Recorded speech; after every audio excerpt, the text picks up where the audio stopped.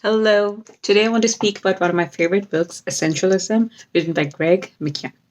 Now, Greg describes a beautiful concept of how we can focus our scattered energies, efforts, and scattered focus on goals into something more concrete and which results in enjoying our processes, our tasks, and ultimately accomplish our goals.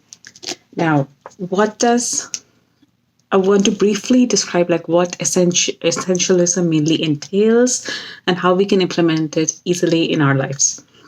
Now, the basic concept of essentialism is described in the very first page, very first chapter itself. In fact, this very image summarizes it fully. So, when we are not trained, our energies dissipate in every which direction.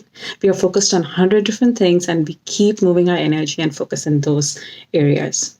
But essentialism targets different concepts and tools by which you can target your energy, focus, and tasks to very few limited goals and tasks and objectives which matter the most to you, and you single handedly go towards it and achieve it. Now, in actually, Greg also describes a model, his model in which he mainly categorizes people into essentialists and non-essentialists, and he tells how can you streamline and discipline yourself to become an essentialist and think like an essentialist. So I would briefly describe what are the basic concepts that Greg discusses in this book and how the book is structured and how you can use it to your best capacity. Now, Greg describes essentialists in terms of how they think, how they do their tasks, perform their actions, and what are the end results that they achieve. Now, essentialists, their basic thought process is that less is better. They deliberately choose the limited number of tasks which will give them the best results or the best output that they want. So, what they do in the process is they filter out all the non essential and unnecessary tasks. And they evaluate if we are picking up this X task, what are the other remaining tasks that we need to keep aside? And if we keep these aside, what is the trade off? What is the biggest losses they would have, or what is the cost they're going to pay? And if it's worth that trade off, they would focus on their task X. This is the main overarching thought process of an essentialist. Now, we spoke about the thoughts. What's the mindset? Now, we'll move to the action. Now, what is the action that essentialist generally takes? An essentialist has a very disciplined pursuit towards goals. The essentialist is a master in saying no to the tasks which would drain energy, which would drain focus, and which would drain the time. And the essentialist will always aim at eliminating all the distractions and unessential tasks which come in the way of the main task. So these are the main actions that the essentialist takes. Is a master in saying no, will eliminate all the minor tasks, and will be disciplined in pursuing the goals. Now we discuss the thoughts, we discuss the actions, and now finally we will discuss what is the end result of this process. Now, what happens as a result of following the essentialist way of pursuing your goals? The essentialist experiences a lot of joy when he or she pursues these tasks.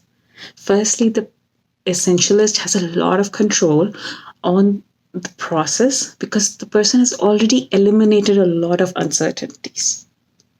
And that gives a lot of energy, a lot of focused work towards achieving that goal.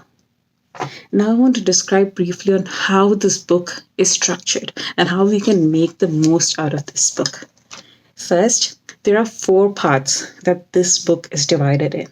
And Greg walks you through a lot of tools, a lot of techniques, and a lot of real life examples. Greg is also a coach and he works with a lot of big companies and organizations. And he will actually quote and give examples of these big organizations of how they use the concept of essentialism.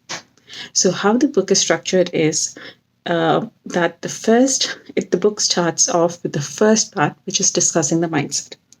And Greg discusses what is it exactly that the essentialist disciplines his or her mind, and what are the thought processes that the essentialist creates. And he would give you tools on how to think in the same way. Now, second part is the elimination. It basically goes over how to eliminate all the unnecessary tasks and unnecessary goals that come in between, and you get distracted from going towards your most important objectives, most important goals. So he would sorry, I actually want to come back to this. I overstepped and I started discussing the part 3. So instead, the part 2 is where Greg would actually encourage you to think of what is it that really matters to you. And he'll give you various tools, various examples, and various techniques to come to the conclusion of what is really the task that is most important and what needs to be kept aside. Now, coming back to part 3, which I jumped earlier. Part 3 is elimination. So once you have the mindset of an essentialist, and then you know what exactly is the task that you want to pursue, now comes the turn of elimination. So Greg actually teaches you all the different ways and all the different concepts and examples in which non-essential tasks come in your way and how you can eliminate these. So I highly recommend going through this book, or either through audio version or through the reading physical copy or through Kindle version, to just understand how to implement this, because covering each and every concept in a summary is not possible, and each one of you would have a different interpretation when you go through this. So highly recommend to go through this.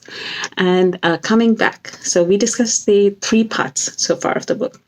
First is, how does the essentialist think? Second, how can you get to know which is the task or which is the objective which matters the most to you? Third, how to eliminate all the distractions, all the energy, all the tasks which utilize your energy, which is not needed at that point of time. And now coming to the 4th part, which is the execution. So Greg touches upon various tools on how to effortlessly go through all the tasks with joy and with a lot of passion. Now, I left links to this book in the description, and feel free to go through whichever format suits you. I have tried this book both in audio version and also physical version, and I felt it's very easy to go through in both ways. Of course, physically reading the book, making notes is always very effective, but on the go, if you want to listen to this book, it is also, I would say, it's very good to conceptually understand this book, even in audio format.